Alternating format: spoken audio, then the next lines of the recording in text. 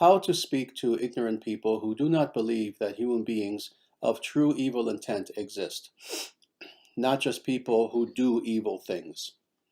Yes, indeed, this is a difficulty, actually, that is a difficulty that comes along in concert with recent modernity. Not even modernity, but recent modernity. It's an interesting thing how at one time, regardless of your religion, regardless of your background, etc., people had at least a little bit of an understanding as far as the nature of evil, that indeed there are some human beings who are just evil. And unfortunately today, due to many factors, due to quite literally the new ageification of mass culture, being one thing, the other thing being, oh, for political reasons that we're not going to go into, etc. But let me just say, it has been in the interest of some indeed evil people. And in fact, this in itself will kind of give you a very good clue as far as why some people say this. It is in the interest of some evil people who actually have power to have convinced the rest of humanity that there's no such thing as an evil person. You see, if you were an evil person, would that not be in your interest? To have everyone believe, oh, there's no such thing as an evil person when you yourself are. So that's part of the explanation as far as what happened. But as far as dealing with the exact question that you're asking, and that is, how do we speak to such people who are ignorant? We just do our best. It is difficult. You know, again, some of these let's say, worldviews and moods more than anything, have been ingrained in people in modernity, in very recent, maybe the last 1 or 2 generations especially, to the point where it's not merely even a matter of belief, it's a matter of it is ingrained in who they are. That at this point, they cannot believe that there is such a thing as an evil person, that no matter how evil a person is, oh, if you just kind of coddle them enough and give them psychological counseling and put your arm around them and try to sympathize, etc., oh, it may take time, but in time they will change who and what they are. Now, the difficulty is, and I'm not going to go too deeply into, again, this mindset, because truthfully, I know about its history quite well, actually. It actually begins very specifically with Marxism, but then philosophically with Hegelianism. And that is the idea that, well, again, I won't go too deeply into this, but basically it's the idea that any human individual who you find, they are purely a product of externals. They are a product of their environment, and that there is no internal essence of the person. This is something that Hegel didn't teach, but some misinterpreted him to have said. This is something that Marx himself very much taught, that there is no inner person whatsoever, that there are no internal factors as far as how a person behaves, but it's all 100% externally sourced, etc. But in any case, this is going into the, again, philosophical history of this notion that there's no such thing as evil people. The truth of the matter is, today, we do indeed find many people who believe this, and it is something that is extremely harmful.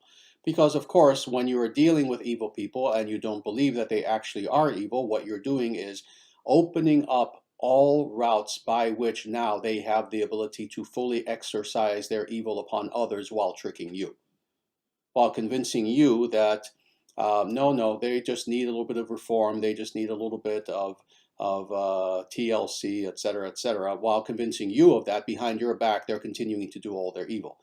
So unfortunately, this is a mindset that, while seemingly founded and sourced and grounded in compassion, is in actuality the very opposite.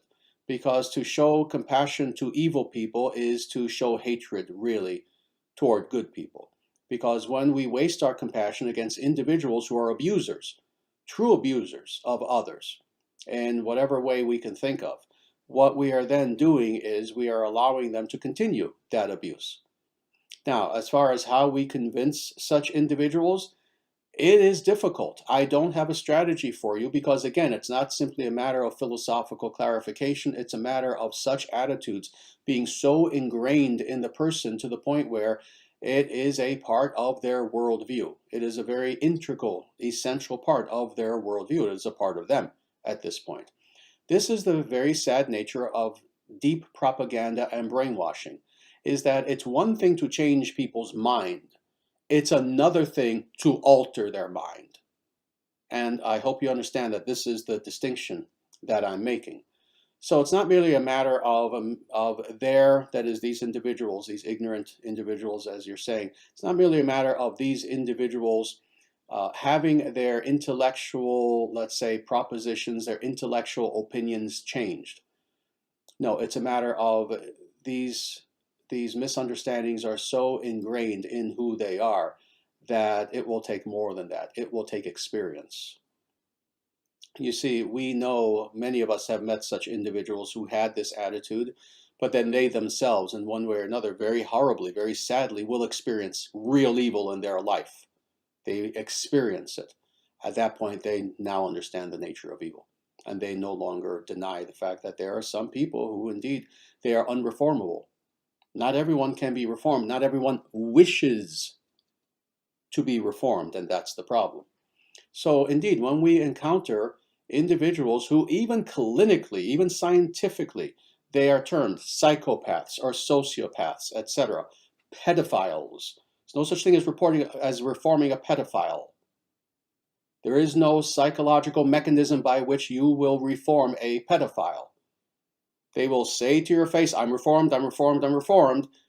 And when, again, everyone's back is turned, they revert back to their actual nature. Well, this is true for all evil people, to the point where, again, even clinically, this is recognized that there are some people who it's not a matter of, oh, they were misunderstood as children or they went through some trauma. No, on the contrary. Clinically speaking, this has been observed for an extremely long time, that you can have a subject of observation who is an individual who they had no trauma in their life. They actually grew up with pretty good parents and upper middle class, and they had everything that they needed, etc., etc., etc. And despite everything, they are psychopaths nonetheless. They are evil. So again, it's going to be difficult to convince people of this unless they have that experience themselves. So I hope that helps a little bit with that question.